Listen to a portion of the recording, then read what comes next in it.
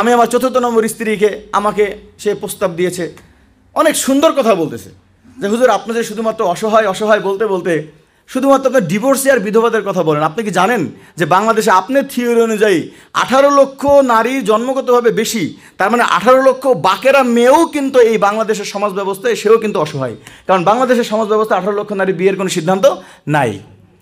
তখন আমি তো বললাম মারাত্মক কথা, তাহলে আপনি কি অসহায়? আমি তো অসহায়, 24 বছর বয়স হয়ে গেছে আমার এখনও বিয়ে হচ্ছে না, চাচ্ছি আলেম ছেলে বিয়ে করতে, আপনারা আবার ভার্সিটিতে করবেন না, সব করবেন মহিলা মাদ্রাসার, তো আমরা অসহায় নাতে কি? আমি বললাম যে দিনদার হলে আমি তো এর আছি। তো বলছে তাহলে আমি তো এর আছি।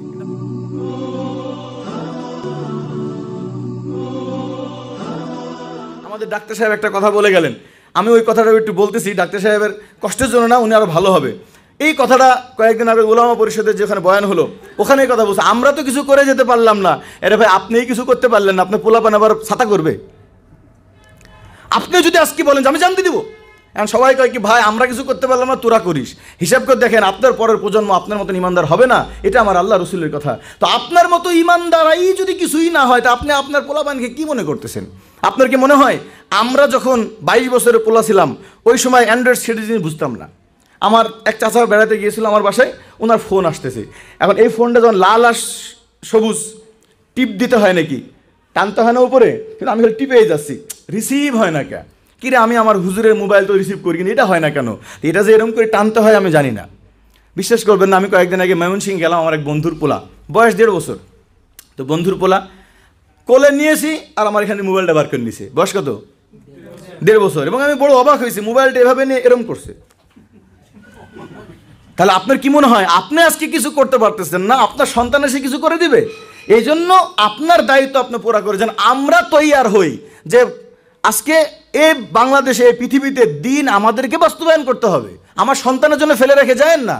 ওইটা তো আমি মানতেছি, অবশ্যই করব, আমার তো জনসংখ্যা লাগবে, কিন্তু জনসংখ্যাটাই তো আমি করি না। আপনার সন্তানকে লালন পালন করে 2টা পোলা নিয়ে কি করবেন আপনি? 2টা পোলা কি করতে পারে? আজকে আমাদের শক্তি ভাই মাশাআল্লাহ, ওনার এখানে আহলিয়া আছে, উনি তো অনেক মুজাহিদ। আমি খালি চিন্তা করি এরকম একজন ডাক্তার সাহেব আছে, বলেন তো 4 বছর চালানোর মতন টাকা ওনার নাই? আছে কি নাই? ধরেন আমার মতন বিক্রমপুরের মতন গরিব মানুষ আমরা বাদিলাম, আমার ভাই বায়োডাটা লেখা আছে আমি গরিব মানুষ, আমি গরিব, আমার বায়োডাটা আছে কি আমি গরিব, কারণ আমার এখন মান্থলি প্রত্যেক মাসে ইনকাম 0 টাকা, আমি ঋণের উপর চলি। আলহামদুলিল্লাহ আল্লাহ তাআলা 0 টাকার উপরে 2টা বউ দিয়েছে। বললাম দেখো আমি একেবারে ফকির গরিব, আমার তেমন বেশি সামর্থ্য নাই, বাস তুমি আসবা, আমি তোমাকে শুকনা রুটি খাইতে দিতে পারি, আমি আমার যেটুকু হক আছে এটুকু আমি 100% দরকার ভ্যান চালায় হলেও আমি কি করব, আমার যেটুকু হক আছে, যেটুকু না দিলে আমি গুনাহগার হব। যেমন তোমার গায়ে যেন সবসময় কি হয়, জামা থাকে, ছিঁড়া জামা হোক, তালি লাগা হোক, কারণ সাহাবাদের গায়ে কি ছিল, টাই লাগা ছিল কি না? আর আপনার যদি আপনার কারোর আমার বউর গায়ে যদি বাই চান্স তালি লাগা জামা হতো, আপনারা যে সবাই বলতেন নিজে ফকিন্নির পোলা খেতে পারে না, বউটাকে তালিওয়ালা জামা পরাইছে আর নিজে একটা বিয়ে করেছে। বিষয়টা হলো যে আসলে বিষয়টা হলো এটা যে ইস্তেতাআত আপনার অধিক আছে। আমাদের আসলে বিষয়টা এমন না যে অনেক থাকলে বিয়ে করতে হবে, অনেক না থাকলে, এমন না বিষয়টা হলো নারীদের জিম্মাদারি তোলা। এখন নারী যদি মনে করে আমার নিরাপত্তার বেশি দরকার, আমার অট্টালিকা দরকার না, একজন নারী ধরেন মাসে 10,000 টাকা পাবে, তাহলে সে সংসার পাবে।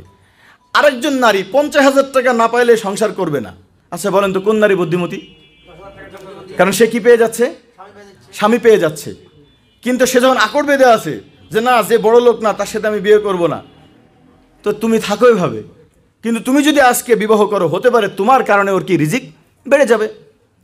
তো এই জন্য ভাই এই যে একাধিক বিবাহের বিষয়গুলো আজকে আমরা সব সামাজিকতার মধ্যে আছে, যে বললাম 2য় নম্বর।